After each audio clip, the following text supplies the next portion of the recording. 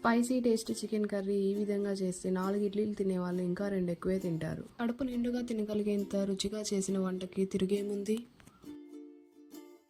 మసాలా కోసం 2 టొమాటోలు, 1 ఉల్లిపాయ చిన్న ముక్కలుగా కట్ చేసి మిక్సీ జార్లో వేస్తున్నాను.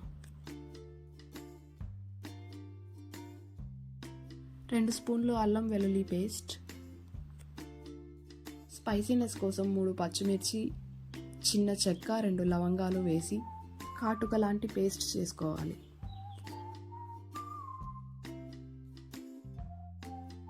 ఇప్పుడు స్టవ్ పై కుక్కర్ పెట్టి 4 స్పూన్ల ఆయిల్ వేయాలి. ఆయిల్ హీట్ అయ్యాక ఇందాక పేస్ట్ చేసిన మసాలా వేసుకోవాలి. మసాలా పచ్చి స్మెల్ పోయి ఆయిల్లో బాగా పైకి తేలే వరకు వేయించాలి. ఇప్పుడు కడిగి పక్కనుంచుకున్న 1/2 kg చికెన్ ఇందులో వేస్తున్నాను. రుచికి సరిపడా రాళ్ళ ఉప్పు, చిటికెడు పసుపు వేసి చికెన్ పచ్చి స్మెల్ పోయే వరకు వేపాలి.